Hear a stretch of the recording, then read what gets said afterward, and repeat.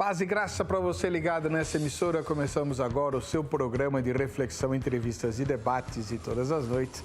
Mais uma vez, essa é a primeira semana das gravações inéditas, depois aí do nosso recesso por causa da pandemia, quando você assistiu aos melhores debates, né, em reapresentações. Pois bem, hoje nós vamos tentar desvendar dois mistérios do livro de Apocalipse, talvez dois dos menores ou dos maiores, sei lá. Apocalipse é um livro tão complicado, né? Mas a Bíblia diz que é muito abençoado, é bem-aventurado quem estuda e se detém nesse livro. Pois bem, Apocalipse menciona pelo menos duas vezes, um grupo de pessoas que receberá um selo especial de Deus. Quem seriam essas pessoas? E que tipo de selo é esse? O que é que nós sabemos a respeito dos selados e do selo do Cordeiro? Mas a Bíblia também menciona no livro de Apocalipse um outro grupo de pessoas que recebem uma marca. E essa sempre suscitou muita curiosidade, até porque o autor sagrado coloca um enigma ao descrever a marca no capítulo 13, né? Dizendo que quem tem sabedoria calcule a marca da besta, o número da besta e tal. E aí, que marca é essa? Quem são os marcados pela besta? O livro de Apocalipse tem um cenário bastante diferente para os selados do Cordeiro e para os marcados pela besta. Por isso é importante saber de quem se trata um e outro grupo e que tipo de marca ou selo o texto está falando. Nós vamos conversar sobre isso a partir de agora no Vejam Só.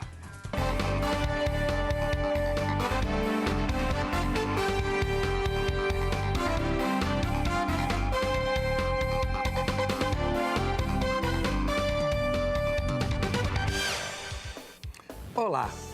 Bem-vindo e bem-vinda ao Vejam Só, né, nessa nova etapa, nessa nova fase, onde nós estamos tentando tirar o atraso aí da pandemia, inclusive com o sorteio que ficou pendente para o pessoal que participa do Vejam Só, quem assiste ao Vejam Só. Continue participando, nós teremos outros prêmios e outros sorteios, mas esse que nós vamos sortear no segundo bloco de hoje é para as pessoas que participaram até agora, né, enviando fotos e vídeos aqui para o programa. Faça isso, contribua conosco, a gente quer te conhecer, quer ouvir sua voz, quer saber de onde você é, né? E o presente de hoje, olha, sensacional, é com muita dor no coração, mas eu não posso ser egoísta, porque egoísmo é pecado, né? A gente vai sortear essa obra única em português. Enciclopédia Histórica, para onde eu mostro? Aqui, Enciclopédia Histórica da Vida de Jesus, do Dr. Rodrigo Silva, o mais famoso arqueólogo brasileiro, é irmão em Cristo Jesus, e essa obra é espetacular, tá? Presentaço para quem receber esse presente. É um para os vídeos e um livro desse para os vídeos e um livro desse para as fotos. Fica com vontade? Participa. No segundo bloco eu dou mais detalhes sobre isso. E outra informação importante, essa é uma novidade, uma bênção. Você está vendo aí no canto superior da sua tela, aí você escolhe se direito ou esquerdo, o código QR, né? O QR Code, que é uma tecnologia das mais avançadas. Você vai usar seu celular, fotografar esse quadradinho, esse código aí. Teu neto, tua neta aí podem te ajudar se você não souber fazer isso. E qual que é a vantagem? Você terá acesso aos nossos vídeos no YouTube, tá? Então se inscreva no canal do YouTube e para você receber as notificações. Toda vez que tiver alguma coisa nova, você já vai ser avisado ou avisada. E aí você já pode assistir, principalmente aqueles que não conseguem acompanhar a exibição original do programa por conta do horário, tá bom?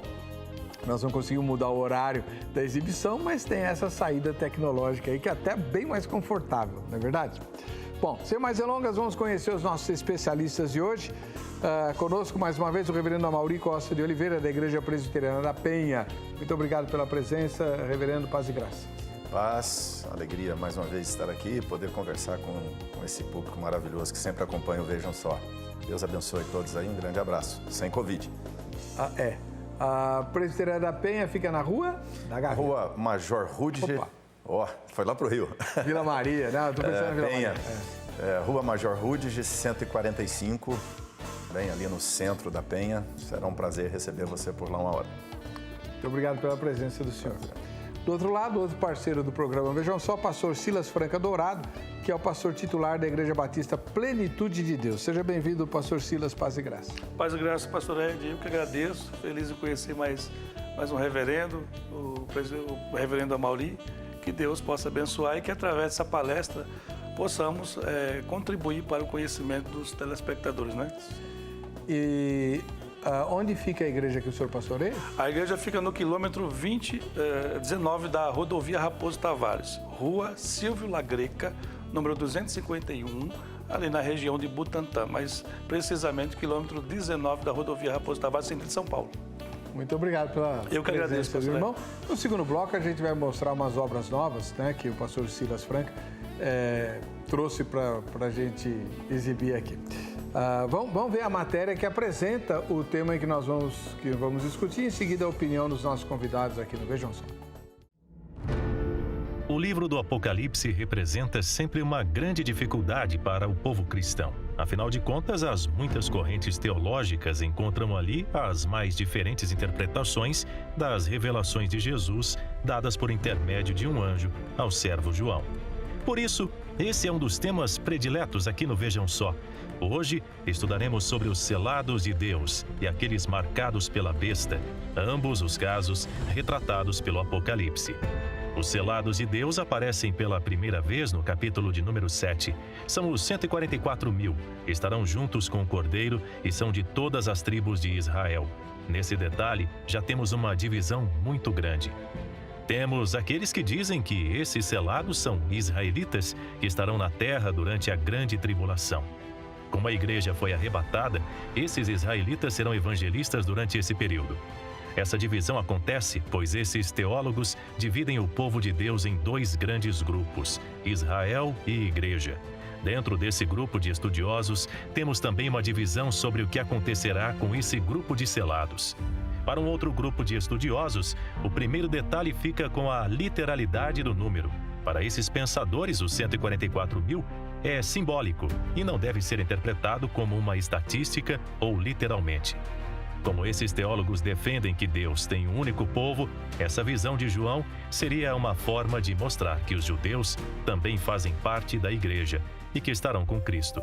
Isso sem falar de interpretações defendidas por seitas que são consideradas heréticas pela ortodoxia cristã.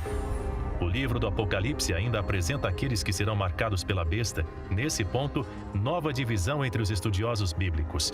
Uns dizem que serão implantados chips pelos governantes. Outros que os números dos documentos. Ainda temos muitas outras teorias indicativas sobre essa questão.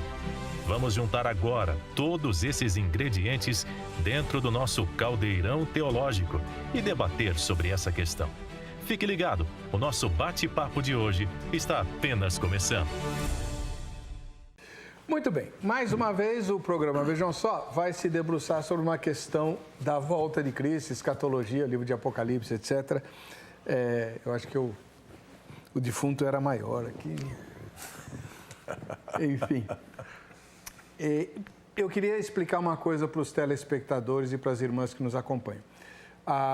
Os temas ligados ao fim do mundo são os mais pedidos na lista de sugestões de temas. Então, se você não gosta muito desse assunto, já está cansado, cansada dele, manda sua sugestão de outras coisas que o Vejam Só pode abordar. Mas o livro de Apocalipse sempre suscita muita curiosidade. E existem, você que acompanha o Vejam Só há algum tempo, existem pelo menos duas correntes de interpretação bastante diferentes entre si, mas que são formadas por ministros do Evangelho, crentes no Senhor Jesus Cristo, que creem na inspiração e na inerrância das Escrituras de forma igual.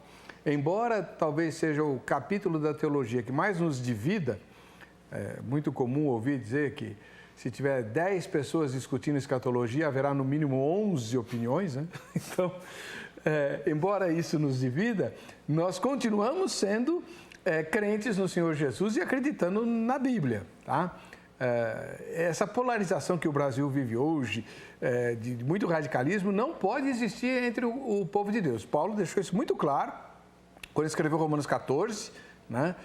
Você pensa de um jeito, eu penso de outro, mas nós servimos ao mesmo Deus e vamos para o mesmo céu, né?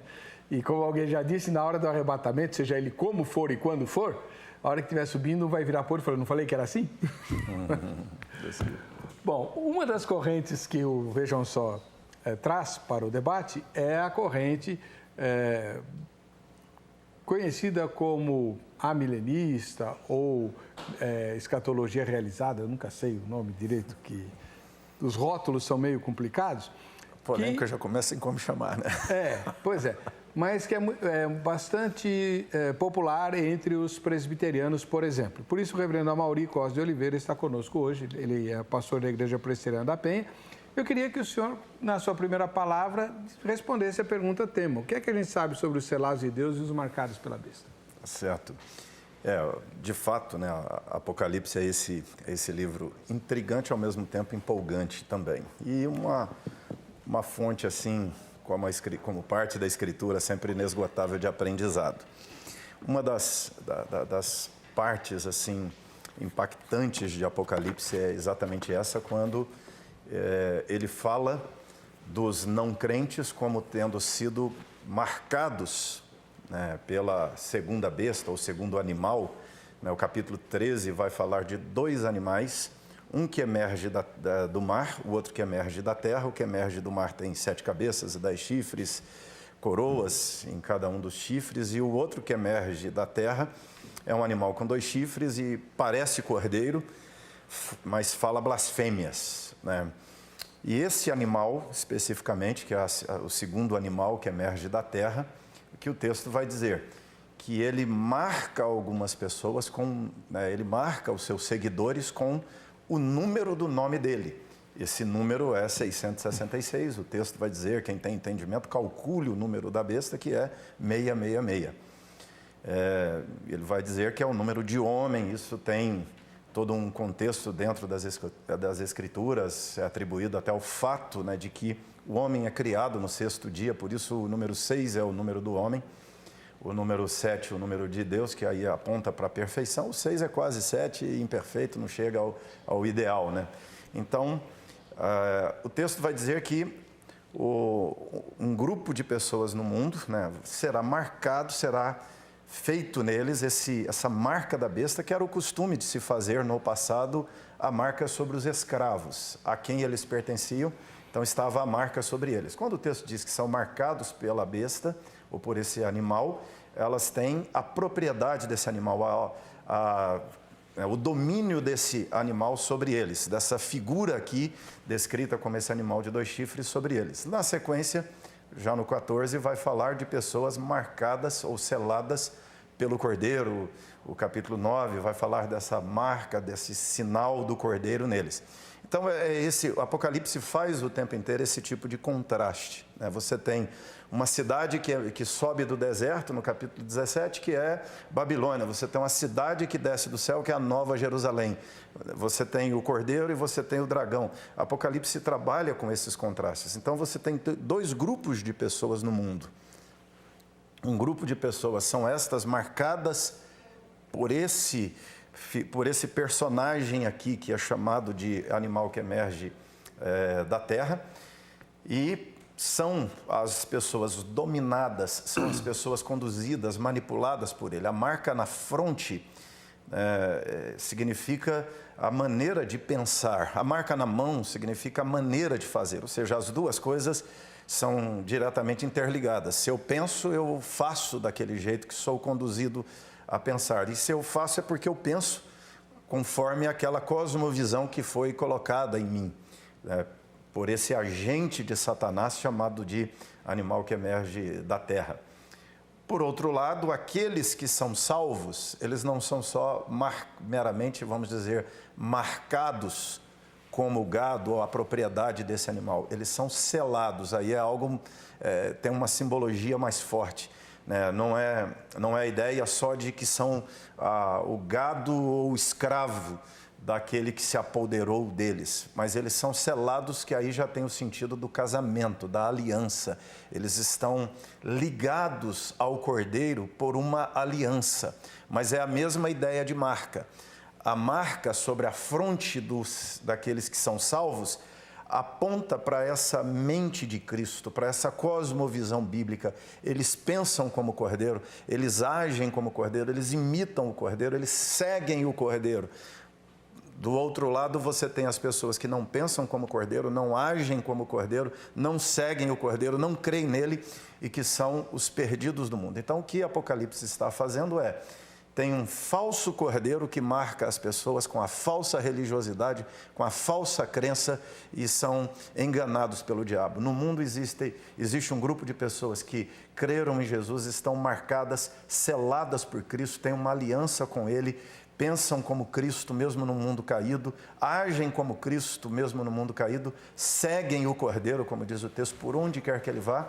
Mas assim como quem tem a marca de Cristo, não tem nada gravado na testa, não tem código de barra, não tem chip enfiado debaixo da pele, a marca da besta aqui que emerge da terra também não é algo físico, não é algo visto, não é chip, não é código de barra, não é o QR Code, como alguns acham, não é cartão de crédito, não é uma marca literal na pele, ou sobre a mão, ou sobre a fronte, mas é o simbólico de como pensam e de como agem. Assim como aqueles que seguem o Cordeiro também é simbólico, tem a ver com a mente nova, com as obras novas. Muito bem, essa foi a explanação do reverendo Amaury Costa de Oliveira, da Igreja Presbiteriana da Penha, que representa um pensamento mais ligado à linha amilenista.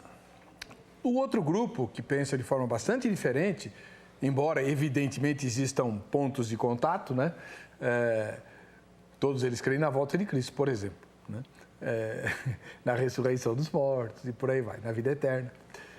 É o grupo dispensacionalista, que hoje será representado pelo pastor Silas Franca Dourado, que é um professor de teologia e profundo conhecedor das questões escatológicas. E essa escola, embora tenha suas divisões, ela é a preponderante no Brasil. A maioria esmagadora dos crentes em Cristo Jesus no Brasil adota a interpretação dispensacionalista para as questões do fim do mundo. Pastor, o senhor tem a palavra. A exposição do pastor foi muito feliz, assim, coerente no processo que ele fez. A diferença vai estar no cumprimento. Para que o telespectador entenda a diferença entre algumas escolas, todos nós, pastor, todos os cristãos que não são seitas, aguarda a segunda vinda, a vinda de Cristo. Isso é um ponto, é um princípio primário da teologia e da escatologia. Agora, quando será essa volta? E os eventos, é isso que difere. Isso é uma questão já de segundo plano, isso não muda mais. Por exemplo, se Jesus vem antes da grande tribulação, no meio ou no final, já não vai mudar a questão da salvação em si. Mas a segunda vinda, por nós, por todos nós, é aguardada, esperada. Para o telespectador também entender por que existe isso, existem tantas outras, mas basicamente o livro do Apocalipse, quando nós o interpretamos, você tem pelo menos 4 escolas que lançam luz sobre a interpretação do livro, para que os ouvintes entendam por que há diferença dos pensamentos. A primeira escola foi a escola dos pais da igreja, começa ali a chamada preterista, quer dizer, vem antes. Eles acreditavam que o livro do Apocalipse se cumpre naquele processo do Império Romano. E todo ele já se cumpriu na visão preterista. Essa escola pendura por todo o processo da história da igreja, por quê? Quem lia interpretando Nero e todas as situações como a besta, como os Neros ou Domiciano, ou tantos outros imperadores que oprimiam a igreja, como os grandes idealistas desse processo. Quando nós começamos a reforma protestante, com o monge agostiniano Lutero, em 1517, dali em diante houve uma ruptura com o sistema católico.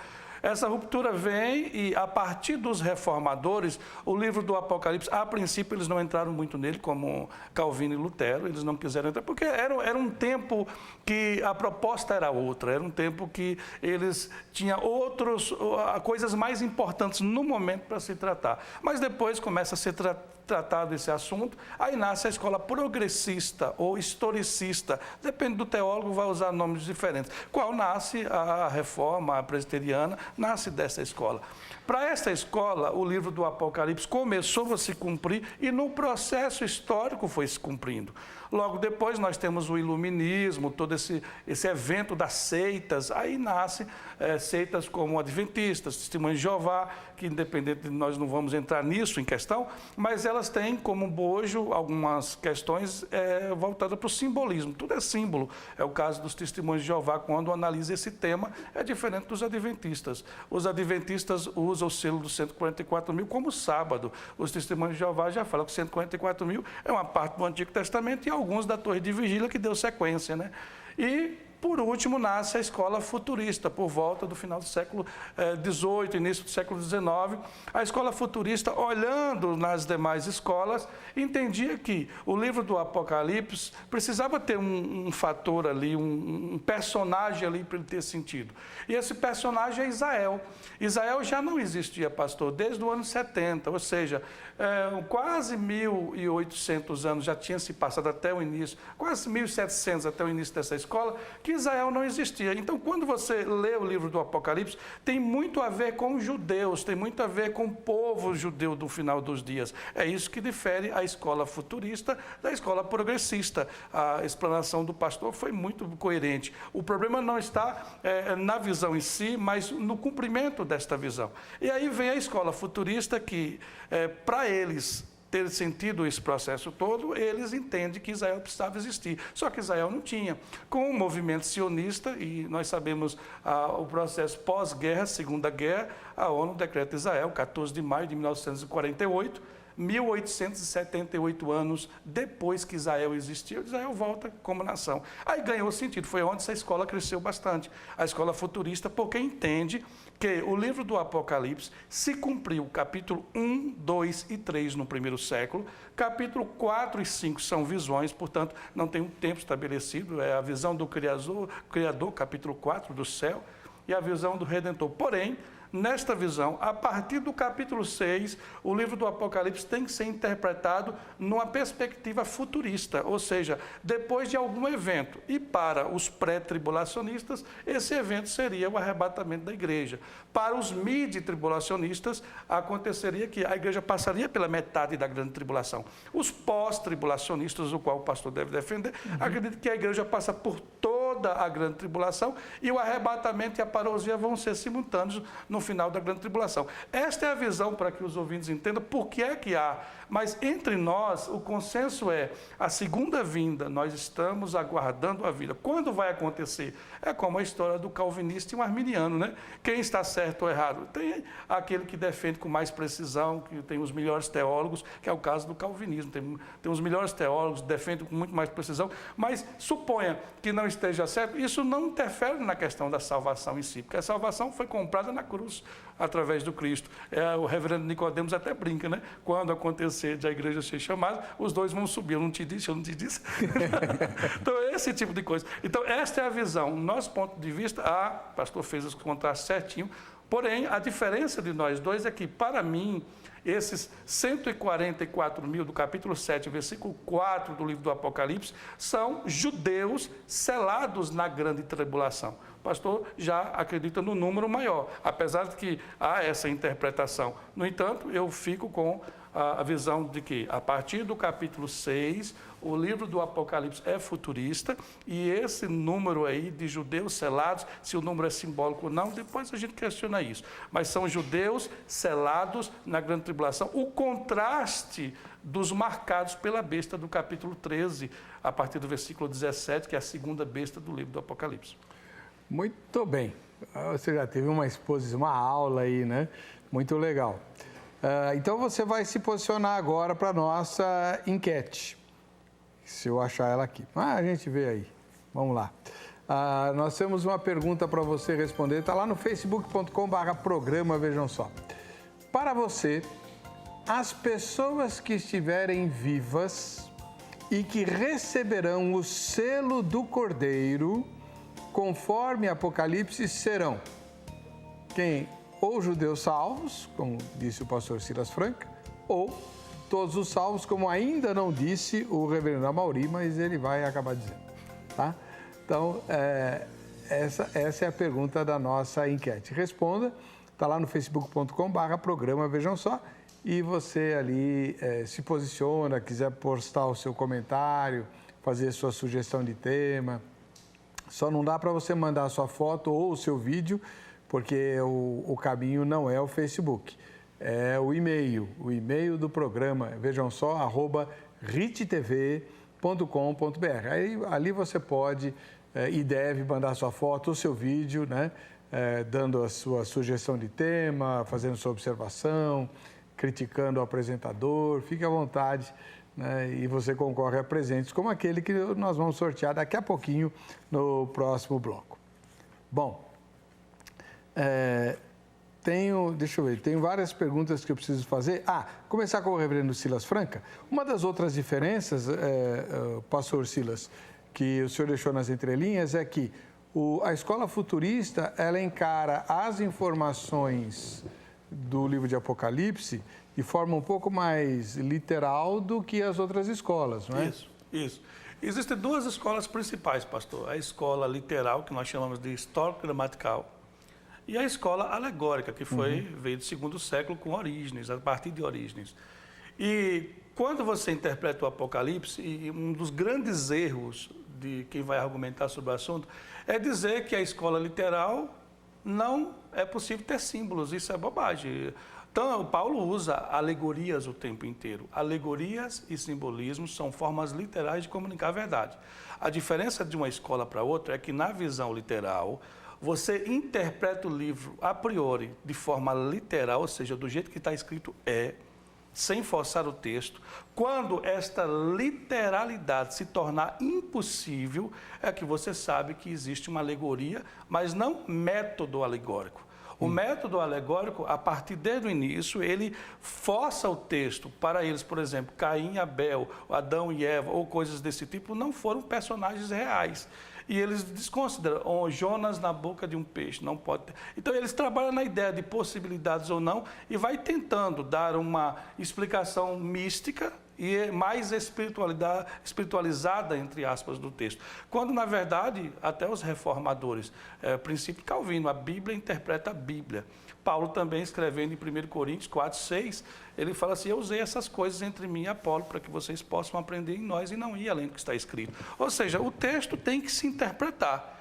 Então, a visão literal, ela é que mais, a escola futurista é quem mais defende a literalidade do texto.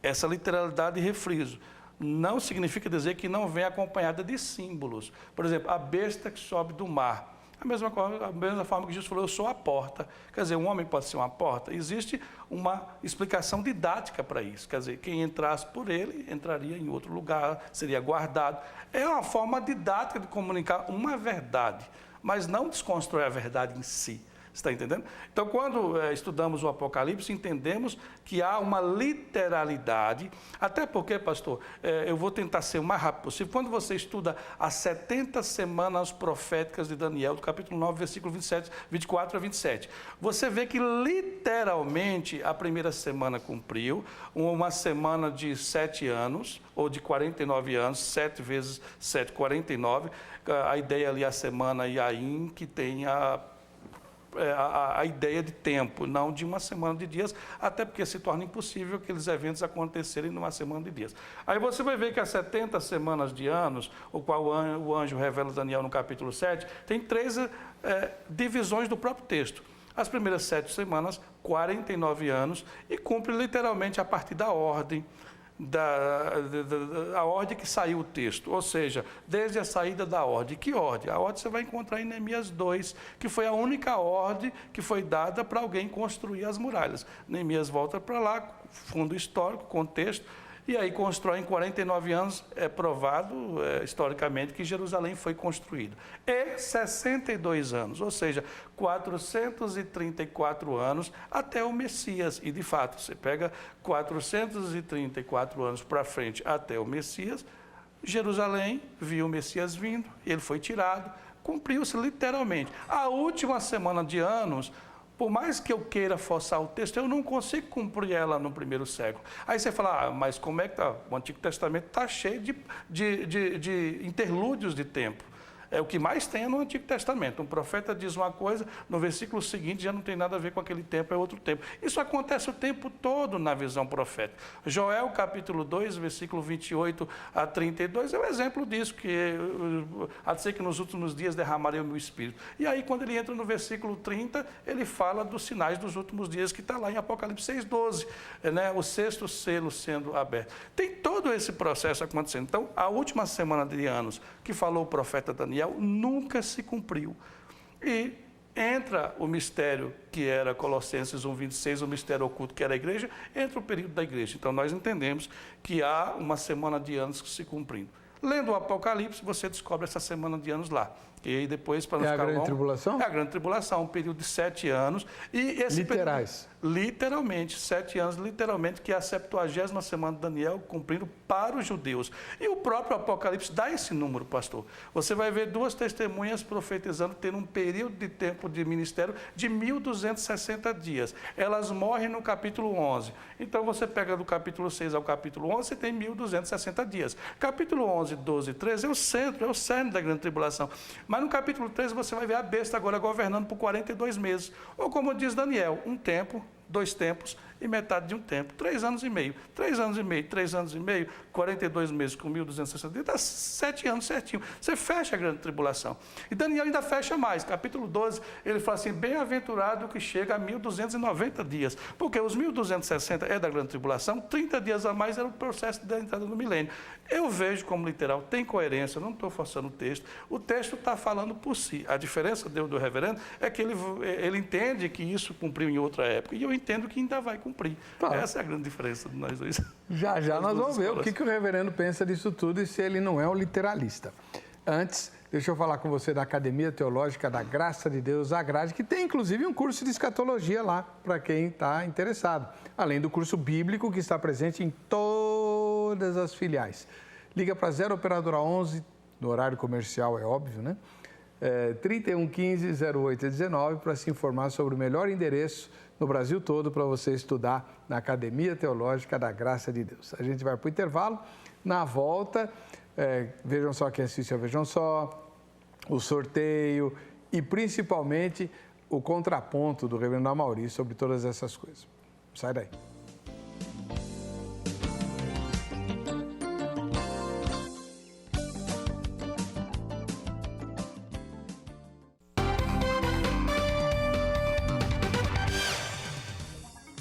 Estamos de volta com o programa Vejam Só para o quadro Vejam Só, quem assiste ao Vejam Só, participe, você pode ganhar um presentaço aí, tá? Vamos apresentar primeiro as fotos de hoje, né?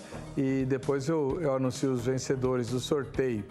Tá chegando, os nomes dos vencedores estão chegando, nós temos um convênio com os computadores da NASA, para que não haja nenhum protecionismo, são eles lá que fazem o sorteio aqui, tá? Vamos lá, a primeira foto de hoje vem lá de Recife, linda capital de Pernambuco, estive por lá 2 vezes, e o Laurindo Carlos e a esposa Ivonete, pastor e irmã, né, pastora, acredito eu, ou no mínimo obreiros da igreja, né, porque hoje ninguém mais vai à igreja de paletó e gravata, a não ser o pastor, né, ou o obreiro. Tá aí, ó. Uma foto linda, Deus abençoe, Laurindo e Ivonete, lá de Recife, em Pernambuco. Agora a gente vai para Minas Gerais, outra cidade maravilhosa, Lambari. Que saudade, Lambari. A Luísa Cantuária é desse lugar aprazível, cidade turística, né? Lambari, lá em Minas Gerais, muito gostoso, sul de Minas. Deus abençoe, Luísa. Quem sabe a gente se cruza aí qualquer hora para comer um queijo, né? Agora a gente vai para Portugal. Portugal. Lá em Pessegueiro do Volga, nós temos o Pedro Rochadel. Olha só que bênção. nosso telespectador lá em Portugal. Obviamente nos assiste pelo canal internacional. Deus abençoe, viu, Pedro? E no Rio de Janeiro, em São Gonçalo, o Aurélio Ferreira, a essa hora, né, sorridente, assistindo ao programa, nesse episódio apresentado pelo Zeca, nosso querido Zeca, que agora está no Consulta ao Doutor, né? Obrigado pela audiência, viu, Aurélio? Grande abraço para você, Deus abençoe. Bom, chegaram os nomes dos vencedores, nosso contato com a NASA foi fechado. E quem é o vídeo vencedor, que eu queria saber se nós temos o vídeo para exibir ou não, né? Tem o vídeo aí, Ronaldo? Não?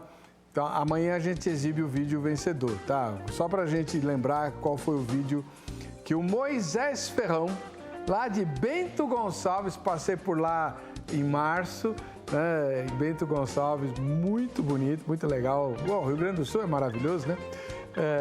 E ele ganhou o Enciclopédia Histórica da Vida de Jesus, Dr. Rodrigo Silva. E a foto sorteada vem lá do Amapá. Em Macapá, a Eusaíra Gomes Souza venceu a prova. Tá? A gente exibe o vídeo e a foto dos vencedores amanhã para você, tá bom? Bom, tem mais coisa para falar, mas antes eu quero ouvir o reverendo Amaury Costa de Oliveira, da Igreja Presbiteriana da Penha, sobre as ponderações do pastor Silas Franca. Quando falamos, né, dessas diferenças de interpretação da escatologia, de fato, né, os pontos comuns são esses. Todos nós cremos na volta de Jesus, na tribulação, no anticristo. Como isso se operacionaliza ao longo do tempo. A linha dispensacionalista, ela diverge um pouco, né, das outras três, porque ela tem um pressuposto, que é esse pressuposto, como o pastor colocou bem, que tem a ver com o papel de Israel na história da redenção. Esse período em que o dispensacionalismo ganha força, né, um dos personagens foi até um presbiteriano, né, o Edward Irvine, que é um presbiteriano, que no contato dele com o judaísmo, ele muda a posição escatológica dele, e é o primeiro personagem que nós temos já fazendo exposições. Ele teve sérios problemas com a denominação, o irlandês acabou sendo afastado do ministério, mas montou um grupo de estudos que foi culminar mais tarde, né, naquele segmento de Scofield e de outros que fizeram a exposição, né, do dispensacionalismo, e o movimento ganhou força ao redor do mundo. Toda a interpretação, né, ela parte de pressupostos, né? Algumas vezes as pessoas falam assim, não, isso é a Bíblia que está dizendo. Na verdade, é você que está dizendo que a Bíblia está dizendo. Por quê? Uma das regras da hermenêutica é que quem lê, interpreta. À medida que eu começo a ler o texto, eu já estou interpretando o texto. E vou interpretar a partir de pressupostos que já tenho no coração. Então, quando eu lanço o pressuposto do papel de Israel, então eu tenho que refazer toda a minha escatologia. De fato, quando nós olhamos para Apocalipse, uma das perguntas que eu sempre fiz é por que um consegue ser literalista, por que um consegue ser futurista, o outro consegue ser preterista e vai ler o livro. Na verdade, o livro tem os 4 elementos das 4 correntes. O problema de Apocalipse não toda vez que ele é lido só com um desses óculos, a interpretação já está corrompida. Por quê? O grande mérito da interpretação gramático-histórica é que o gramático não é literalista, é totalmente diferente, né, a interpretação gramatical da literalista. A gramático-histórico, gramática tem figura de linguagem. Aí, né, mesmo, né, em quem vai olhar para uma interpretação gramático-histórica, a gramática é entender a regra da gramática. Ou seja, certos textos, eles têm uma alegoria. Paulo vai usar a alegoria para ilustrar a doutrina. E ele ele joga a alegoria na própria história bíblica, sem dizer que a história é uma alegoria e não uma história real, né? Ele vai usar a história de Abraão, de Sara. Não está dizendo que a história não é literal, mas ele vai mostrar que há uma alegoria, e essa alegoria revela a verdade da salvação. Então, quando nós nos aproximamos do livro de Apocalipse, vamos interpretar esse livro na complexidade dele, a interpretação gramático-histórica, ela tem que trabalhar com essas questões de verdades que são pretéritas, de partes do livro que aconteceram de fato no tempo. Eu não concordo, né, quando se faz essa interpretação de o capítulo 1 ao 3 é isso. Por quê? Primeiro porque há um vai até o 3, outro vai até o 6, outro vai até o 12, e né, não há também uma tranquilidade de dizer o que é pretérito, o que é passado, e esse talvez seja o trabalho mais difícil em Apocalipse, né, fazer esse trabalho de entender o que é pretérito, porque o próprio livro vai dizer as coisas que são e as que hão de ser, ou seja, de cara, o livro já está dizendo que tem dois elementos, preterista e futurista junto. Tem o que é literal em Apocalipse e tem o que é simbólico em Apocalipse. Então, a interpretação de Apocalipse passa por olhar o livro e tentar, primeiro, entender, né, o que é o que dentro do livro. Agora, o primeiro fator bem preponderante na interpretação do livro é o pressuposto com o qual eu parto para ler o livro. Muita gente lê Apocalipse como se ele tivesse sido escrito ontem, falando de coisas que vão acontecer de hoje para frente. É uma aproximação já errada do livro. Eu tenho uma interpretação do livro de Apocalipse muito particular. Já tenho um livro quase pronto sobre isso, ainda não lancei, porque entendo que livro a gente tem que amadurecer um pouco. E eu acho que ele vai dar uma certa polêmica, né? Porque no livro que vou lançar sobre Apocalipse, eu faço uma desconstrução da primariedade da escatologia no livro de Apocalipse. Eu faço uma releitura de Apocalipse, interpretando o livro muito mais na perspectiva da batalha espiritual. Para mim, Apocalipse é uma ampliação de Efésios 6. A ligação é que você tem, João era de Éfeso, Paulo escreveu aos irmãos de Éfeso, era muito importante para um cristão daquele tempo entender direito a história e, partindo do momento que eles estão vivendo, para onde a história irá. Era muito importante para aquele cristão massacrado, pisado por Roma, torturado por imperador, perseguido pelo judaísmo, era muito importante para o cristão daquele tempo entender corretamente. Por quê? Um dos riscos era uma revolta armada da igreja contra a estrutura romana. Roma estava pisando a igreja, matando. Um dos instintos humanos é uma reação na espada contra a perseguição. Até quando aceitar essa perseguição de forma aparentemente passiva. Então, quando Paulo escreve, a nossa luta não é contra carne e sangue, Paulo está dizendo, irmãos, nós estamos no meio de uma batalha espiritual. Nós temos uma guerra, não é contra o judaísmo. O cristão estava tendente a odiar o judaísmo por causa da perseguição, e agora odiar o romano por causa da perseguição. Então, o cristão precisa entender que ele não tem uma guerra com o judaísmo. Ele não tem uma guerra contra o paganismo ou o pagão romano. É contra o paganismo, sim. É contra o que Satanás está fazendo usando religiões e usando governantes. Então, quando Jesus entrega Apocalipse à sua igreja, é uma ampliação do que Paulo está falando em Efésios. Da batalha? Oi? Da batalha? Da batalha espiritual. Posso fazer uma pergunta para o Pode. senhor? Mas, reverendo, se aquilo que o senhor está dizendo é real, no livro de Apocalipse, o senhor me mostre onde é que os seguidores do Cordeiro lutam. Eles só perdem. Eles perdem. Eles são passivos o perdem. tempo todo. E exatamente, é a realidade. Porque você tem o cristão que está perdendo, Roma está pisando e massacrando. Qual é a mensagem de esperança de Apocalipse? Lá na frente, capítulo, quando nós chegamos, ele descreve a Babilônia, que é a sociedade humana caída, e dali para frente ele vai dizer agora como será o desfecho da história, para onde a história está indo. Ele vai dizer do fim, como será a vitória. Ele vai dizer como Jesus vai vencer a besta 1, a besta 2, como Jesus vai julgar Babilônia e, por último, como Jesus vai derrotar Satanás. Então, como será o desfecho dessa guerra. Então, a batalha espiritual para o crente é deixar Jesus lutar e simplesmente crer nele?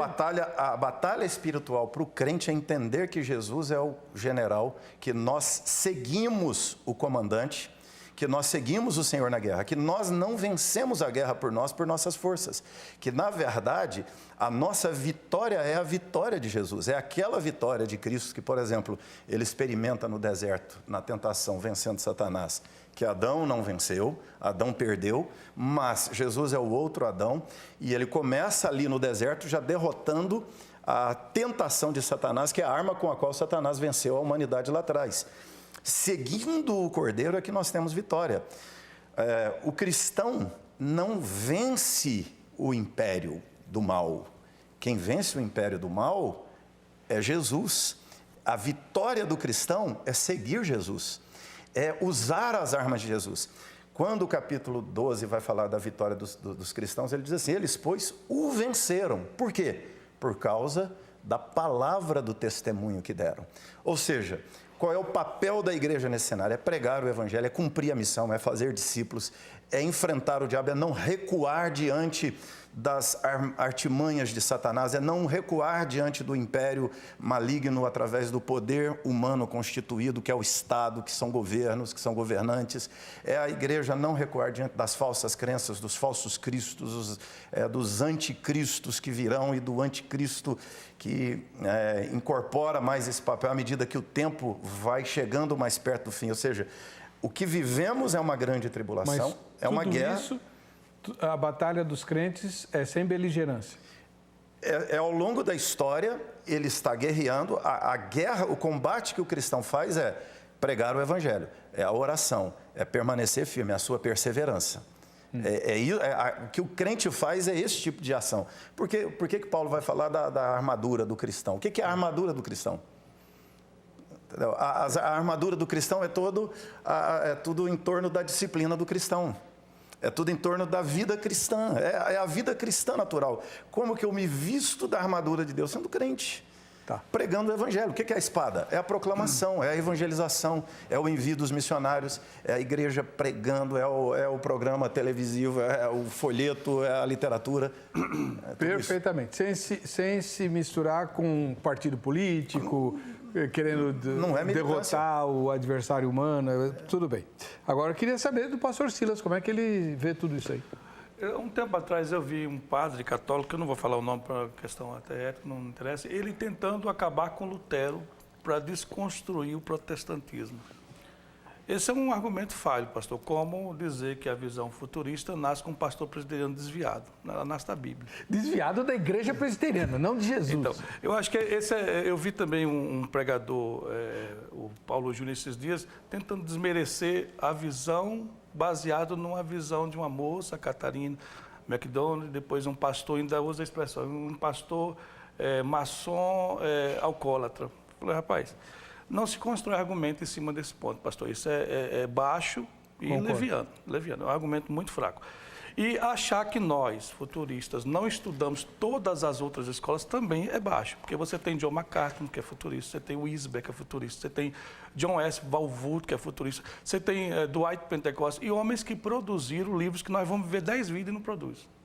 Então, assim, não tem bobo, não.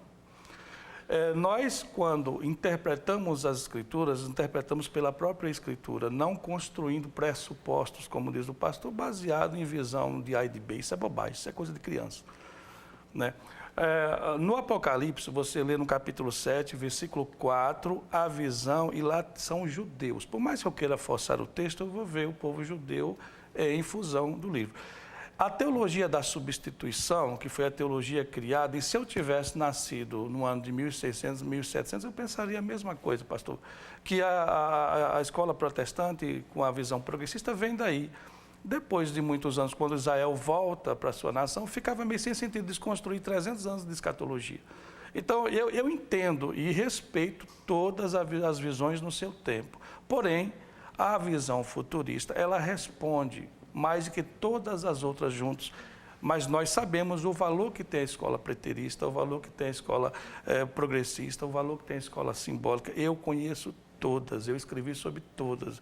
Eu sei quem fundou e os livros que eu posso indicar. Então, quando falamos isso, eu defendi a escola futurista e defendo, porque eu vejo que é mais coerente e mais prática para o dia de hoje.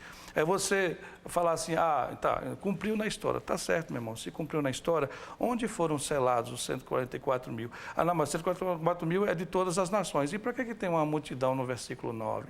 Por que Deus não colocou num bojo só? Se são povos diferentes. Se são iguais, ele colocava no texto só, não precisa ter povos diferentes. Essa era a pergunta que eu queria fazer para o senhor. Duas, já vou fazer as duas, o senhor responde uma vez só. Primeira, onde se dá a selagem dos judeus, já que o senhor disse que são 144 mil judeus os selados do Cordeiro, tá? Quando é que se dá isso, ou se dará, né? E a segunda, como é que fica essa questão da batalha espiritual, ou em Apocalipse, tudo aquilo que o reverendo Amaury falou sobre batalha espiritual não se coloca? Eu pegar toda uma série de escola e livros que eu posso citar e contextos e jogar tudo isso fora para pegar Efésios como pano de fundo para Apocalipse, eu tô chamando para briga, né? Por isso vocês estão brigando aqui, ué. Então, por isso, eu desconstruí aquilo que foi lançado sobre os homens de gigantes da teologia, para pegar Efésios, o capítulo 6, que eu entendo o processo de Efésios 6.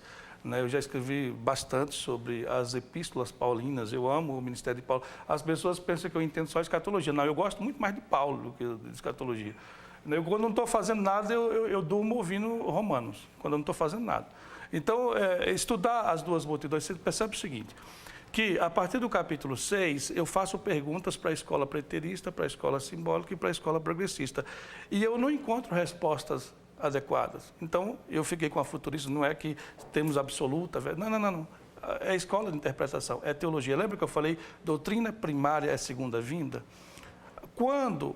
Doutrina secundária. Agora, eu vejo que essa responde mais. Você tem uma multidão no capítulo 7, versículo 4. Essa grande multidão foi selada. Da mesma forma que Deus elegeu a igreja, ele elegeu Israel. Na consumação dos tempos, seremos um só povo. Mas há formas diferentes de trabalhar assim. Essa teologia da substituição não é bíblica, pastor. Vós sois o Israel de Deus.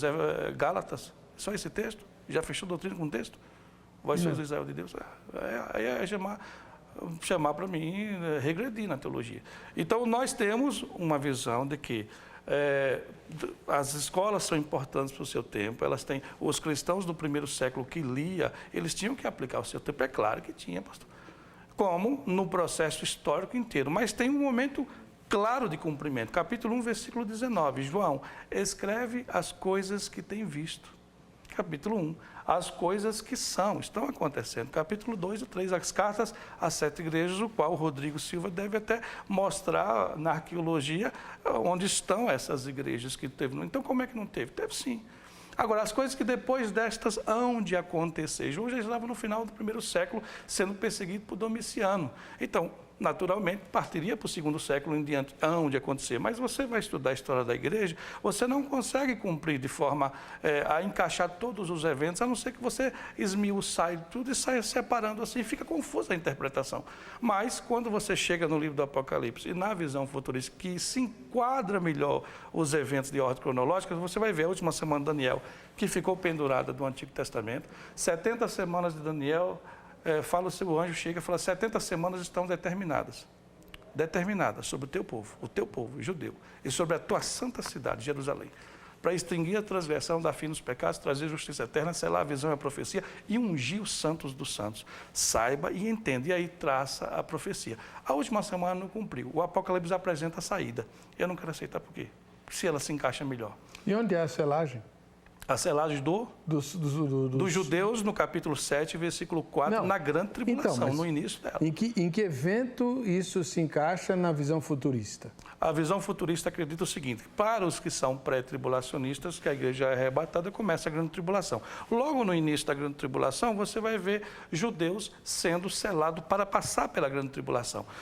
Mas eles se convertem como?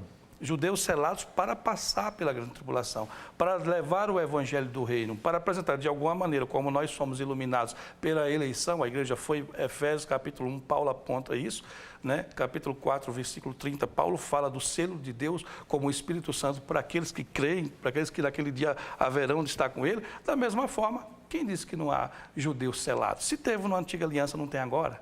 Não, pastor, tem um número. E é incrível como antecessor a esse processo, você vai ver o sexto selo sendo aberto. Sexto selo sendo aberto. Capítulo 6, versículo 9 do livro do Apocalipse. Tem uma multidão debaixo do altar. E essa multidão, ela questiona, até quando, ó santo dominador, não julgas e vingas o nosso sangue? E foram-lhe dadas vestes brancas e dito assim, espere mais um pouco, até que sejam selados os vossos irmãos que haverão de morrer como vós. Ou seja, até que complete o número dos vossos irmãos. Que número é esse? É um número que Deus, pela sua grandeza, essa infinita misericórdia, já conhece.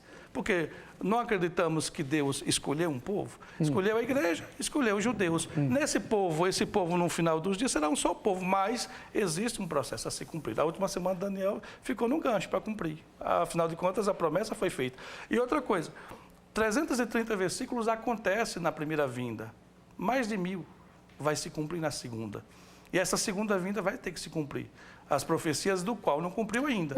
Não, e aí você vai ver a grande multidão sendo selada no capítulo 7, versículo 4, que são 144 mil judeus, por mais que eu faça aqui um número simbólico que aplique em todos os tempos, mas a priori, pastor, tem 12 mil de tribo tal, 12 mil de tribo tal. Ah, porque a tribo tal não está, a tribo tal não está. A gente pode discutir isso outra hora, mas depois vem uma outra multidão, capítulo 7, versículo 9, e viu uma grande multidão, o qual ninguém podia contar, todos os povos, tribos, línguas e nações, que estavam diante do trono. Quer dizer, uma foi selada para passar na terra e a outra está chegando no céu porque foram mortos.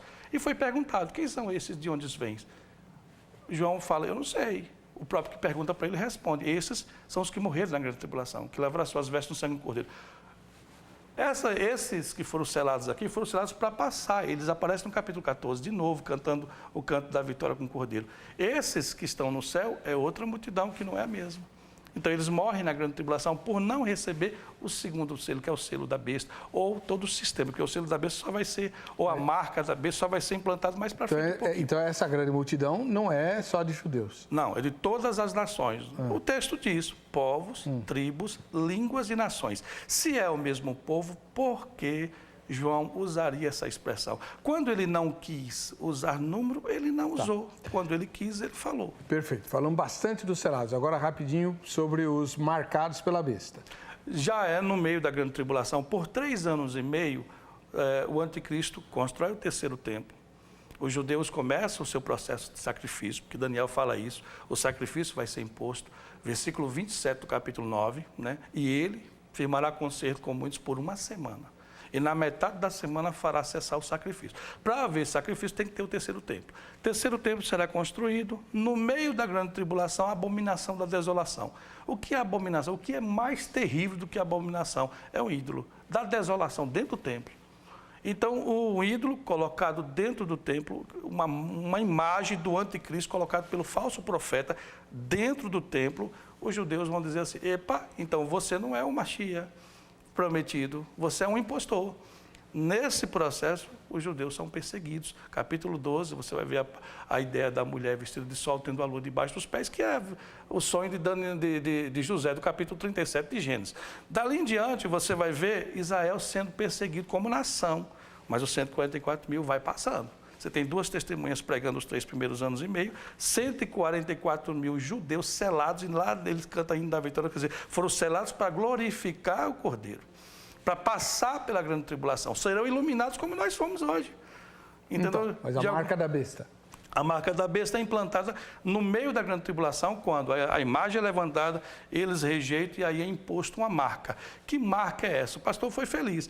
Não, um chip, um QR Code. Não, irmãos, é muito mais aquém. A tecnologia que tiver, e se quiser usar, será usada. Mas não é literalmente um evento, um objeto em si que define a pessoa, mas a consciência dela. Agora imagine, pastor, você passou 3 anos e meio vendo uma falsa paz, o mundo mudando, uma crise, esse homem vai fazer fazer árabes e judeus pegarem nas mãos, uma crise institucional terrível, a economia quebrada, e ele conserta o mundo. Você acha que as pessoas vão fazer o quê com esse homem no final dos 3 anos e meio? Adorar. Adorar, é o mínimo, porque estarão vivendo, entre aspas, a melhor prosperidade e paz de sua vida. As religiões serão fundidas, as religiões serão interligadas no processo do ecumenismo. O cara pode ir muito bem pela manhã numa igreja e à noite em um outro lugar que se diz cultuar a Deus. E é a mesma coisa, as pessoas se aturam. Ele vai trabalhar para isso. A paz mundial, a falsa paz mundial. E aí se estabelece uma marca. Quem não aceitar, possivelmente essa marca pode ser algum tipo de código de ferrão, também porque as pessoas terão que aceitar. Quem não aceitar não poderá comprar e vender. Como é que eu posso comprar e vender se eu não puder apresentar nada? De certa forma, eu não acredito ser um chip em si, mas algo muito mais aquém, muito mais evoluído até que vai vir, que tem muito mais formas. E a tecnologia está aí para isso. Satanás não inventa tecnologia, mas ele usa ela. Então, ele vai se implantar. Quem não aceitar será perseguido. E aí você vai ver essa perseguição até o final da grande tribulação, quando culmina na última batalha final. E a batalha espiritual, sim, existe, sempre existiu, sempre vai existir. Mas não como prova do cumprimento do livro do Apocalipse. Essa batalha existe desde que mundo é mundo, né? O senhor não falou que o livro de Apocalipse é uma prova, é uma descrição dessa batalha. Foi isso que o senhor falou? Uma descrição da batalha. Uma descrição alegórica? Não, ele tem, como eu disse, Apocalipse ele tem figuras, ele tem simbologias, ele tem literalidades, ele tem coisas que aconteciam nos dias de João. Apocalipse, em síntese, ele é uma leitura da história contando o seu desfecho, contando o elemento futurista de Apocalipse, é esse elemento do final da história. Por quê? Ele está dizendo para uma igreja que está debaixo de uma ação intensa, poderosíssima de Satanás. Essa igreja ela vai pregar o evangelho no que Paulo vai chamar de império das trevas. Paulo vai dizer, ele nos libertou do império das trevas e nos transportou para o reino do Filho do seu amor. É interessante isso porque o que é maior, reino ou império? Império. Império é uma fusão de reinos. Daí a figura. Você tem reis e reinos amando como agentes de Satanás na terra. Mas o reino do Filho do amor de Deus é que é o subversivo diante do império, é o que vai derrubar o império. A vitória é a história da redenção se concretizar, é a igreja ser redimida e as promessas de fato se cumprirem. Então, o Apocalipse ele está mostrando esse sentido da história, ele está mostrando esse desfecho da história, ele está ensinando ao cristão a cosmovisão correta com a qual ele tem que olhar para o poder constituído, o Estado, a visão correta com a qual ele tem que olhar para as religiões falsas, a visão correta com a qual ele tem que olhar para o sistema mundano, que aqui em Apocalipse é chamado de Babilônia, para essa sociedade ímpia, luxurienta, idólatra, promíscua. Ele vai usar essas figuras da imundície, da taça cheia de imundícies, de sujeiras. Isso tem a ver com a imoralidade sexual.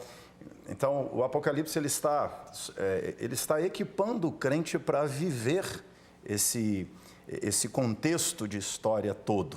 Quando ele fala de 144 mil selados, o texto... Assim, quando a gente fala, o pastor está dizendo aqui, a gente lê sem pressuposto. Não existe leitura sem pressuposto. Todo mundo parte de pressuposto. Eu passei que nós lemos todas. Não existe leitura neutra de nada. Então, como, em contradição com o argumento que você falou. A maior ideia utópica de um evolucionista é que ele faz ciência sem pressuposto. Não faz. Entendeu? Então o senhor tem esses pressupostos também? Tenho, é por isso que eu disse. Mas toda a interpretação desmerece o próprio argumento há pouco. Não desmerece. Ou seja, todo intérprete parte de pressupostos. Sim, e a grande diferença, de pré-milenismo e amilenismo, seja o dispensacionalista, pressupostos. A gente parte. Ou seja, se Israel tem o papel que tem dentro da história, o dispensacionalismo está certo. O pré-milenismo são os que mais se aproximam do correto. Agora, mas, pastor, o Israel não tem papel na história? Se Israel não tem o papel... Não é que não tem papel na história. Estou dizendo assim, se Israel tem o papel... Tem profético. Tem o papel que o grupo dispensacionalista acha que tem, então a interpretação ela se constrói em cima desse pressuposto. Toda a definição das correntes tem a ver com qual é a função de Israel. Para nós, a função de Israel já está cumprida. O propósito, o plano da redenção não é para Israel. O plano da redenção tem a ver, a promessa feita inicialmente não é a Abraão. A promessa é reafirmada a Abraão. Tá, mas eu tenho uma pergunta para o senhor. Se a restauração de Israel já tivesse acontecido na época da reforma, talvez os reformadores tivessem tido uma outra leitura. Por isso que eu disse, pressupostos. Ou seja, a partir do momento a partir do momento que você tem Israel de novo no cenário, essa pressuposição... Miraculosamente, né? Vamos reconhecer. É a preservação de Deus. É a preservação de Deus. Ou seja, aquilo que o pastor Silas falou, se ele vivesse no século XVII, ele também não pastor, ia... na verdade, o que eu entendi que ele disse é que se ele vivesse lá, ele trabalharia com os mesmos pressupostos que ele tem hoje. Não, nos daquela época. Senão, é por isso que eu falei a importância... Porque todo mundo é filho da época, não tem jeito. A importância de cada escola em sua época. E eu até argumentei. A visão presbiteriana, que é a visão progressiva, para o seu tempo está certo. Agora, o problema foi quando Israel veio olhar para 300 anos de teologia. Não é assim. Aí é o equívoco, né, de muitos, achar que quando Israel surge no cenário, é um problema para o amilenismo. Não é um problema para o amilenismo. Não é um problema para a linha não pré-milenista, né? Por quê? É aí que entram, né? Não tem jeito, nenhum de nós é isento na leitura que faz. A gente faz a leitura, eu ponho meus óculos e vou ler, não tem jeito. O diretor está lendo o relógio, nós não temos mais tempo.